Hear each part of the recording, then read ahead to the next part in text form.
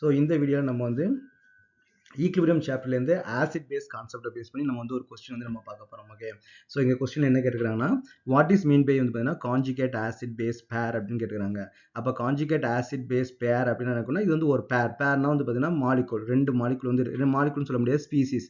அப்போ ஸ்பீசிஸ்னு என்ன இருக்கலாம், அது ஆட்டமாக இருக்கலாம், மாலிகுலாக இருக்கலாம், கேட்டைனாக இருக்கலாம், ஆனியனாக இருக்கலாம், எது வேணாலும் இருக்கலாம். ஓகேவா, கான்ஜுகேட் ஆசிட் பேர்ன்றது பார்த்தீங்கன்னா அது வந்து பார்த்தீங்கன்னா ரெண்டு ஸ்பீசிஸ்.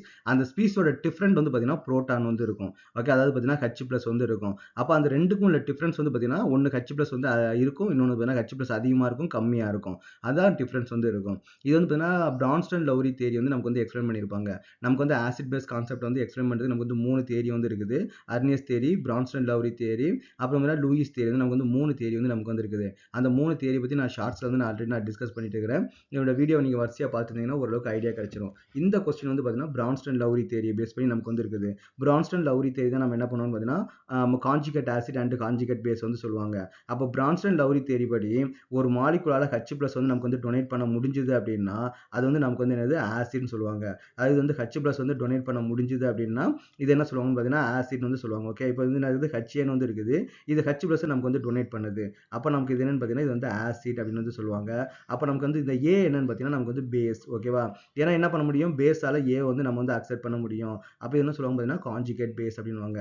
அப்போ பிரான்ஸ்டன் லவ்ரி தேரி என்ன எக்ஸ்பிளைன் பண்றான்னு பார்த்தீங்கன்னா acid base concept based on the proton. அப்போ ஒரு மாலிகுல் வந்து புரோட்டான் வந்து டொனேட் பண்ணுது அப்படின்னா அது வந்து நமக்கு வந்து ஆசிட்டா இருக்கும்.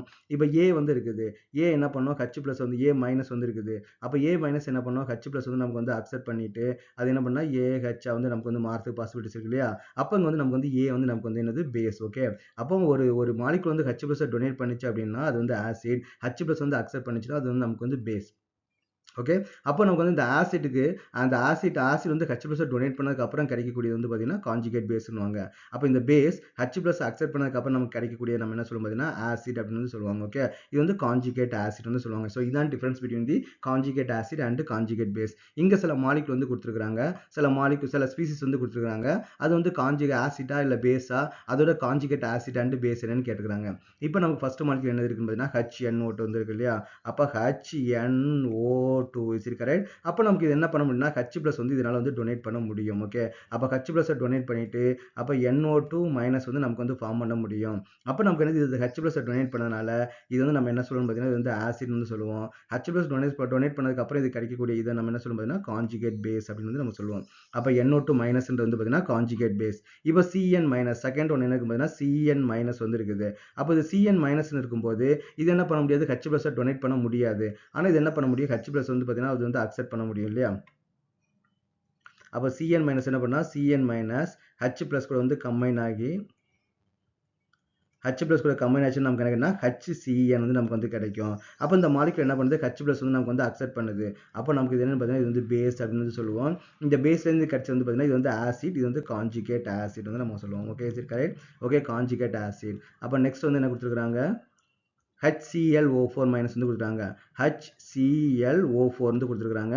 இது நமக்கு என்ன பண்ண முடியும், இதில் வந்து ஹைட்ரஜன் வந்து இருக்குது, இது H+ வந்து நமக்கு வந்து டொனேட் பண்ண முடியும். அப்போ H+ClO4- வந்து நமக்கு வந்து மாறுது. அப்போ இந்த மாலிகுல் வந்து நமக்கு வந்து H+ டொனேட் பண்ணுது இல்லையா. அப்போ நம்ம என்ன பண்ணலாம், இது வந்து ஆசிட். அப்போ H+ டொனேட் பண்ணதுக்கப்புறம் நமக்கு என்ன கிடைச்சிருக்குது, இந்த மாலிகுல் வந்து கிடைச்சிருக்குது. அப்போ இது வந்து நமக்கு வந்து கான்ஜுகேட் பேஸாக வந்து நமக்கு வந்து இருக்கும். ஸோ நெக்ஸ்ட் ஒன் என்ன பார்த்தீங்கன்னா F-. அப்போ F-ஆல் நமக்கு என்ன பண்ண முடியாது, ஒரு H+ டொனேட் பண்ண முடியாது.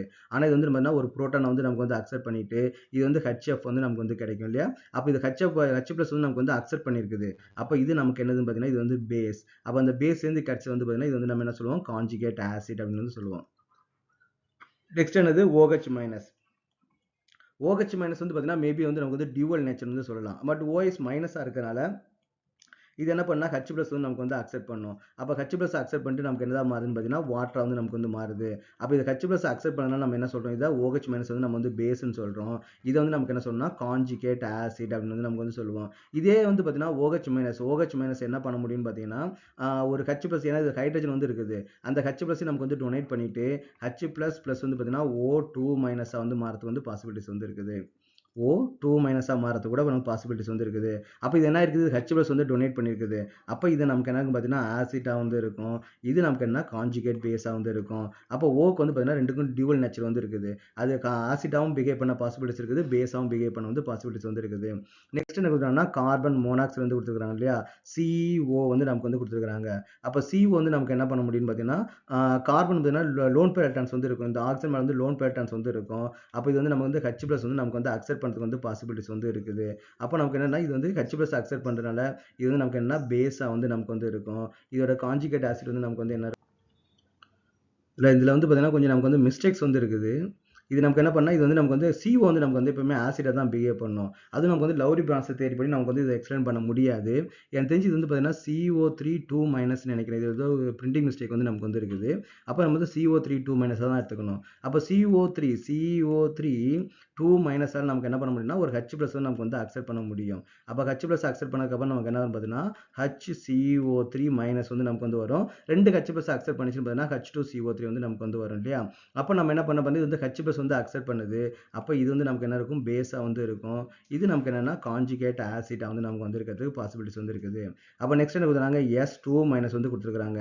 அப்போ S2- இருக்கிறனால என்ன பண்ண முடியும், இதனால வந்து H+ வந்து நமக்கு வந்து அக்செப்ட் பண்ண முடியும். அப்போ H+ அக்செப்ட் பண்ணிட்டு இது வந்து HS- வந்து நமக்கு வந்து மாறும். அப்போ இது H+ அக்செப்ட் பண்ணுறதுனால இது நமக்கு என்னது பேஸ் அப்படின்னு வந்து சொல்லுவாங்க. அந்த பேஸ் சேர்ந்து கிடைச்சது நமக்கு என்ன பார்த்தீங்கன்னா இது வந்து கான்ஜுகேட் ஆசிட் வந்து சொல்லுவாங்க. ஓகேவா. எப்பவுமே வந்து பார்த்தீங்கன்னா சப்போஸ் வந்து பார்த்தீங்கன்னா இப்போ இந்த பேஸ் வந்து இருக்குது. இந்த பேஸ் வந்து நமக்கு வந்து வீக் பேஸாக இருந்துச்சுன்னா கிடைக்கக்கூடிய கான்ஜுகேட் ஆசிட் வந்து பார்த்தீங்கன்னா ஸ்ட்ராங் ஆசிட்டாக வந்து கிடைக்கும். ஓகேவா. அப்போ நம்ம கான்ஜுகேட் ஆசிட் பேஸ்ன்றது பார்த்தீங்கன்னா ஒரு பேர். அந்த பேரில் வந்து பார்த்தீங்கன்னா ஒன்று ஸ்ட்ராங்காக இருக்கும், ஒன்று வீக்காக இருக்கும். சப்போஸ் ஆசிட் வந்து நமக்கு வந்து வீக் ஆசிட்டாக இருந்துச்சுன்னா அதுலேருந்து கிடைக்கக்கூடிய பேஸ் வந்து எப்படி இருக்கும் பார்த்தீங்கன்னா ஸ்ட்ராங் பேஸாக வந்து நமக்கு வந்து இருக்கும்.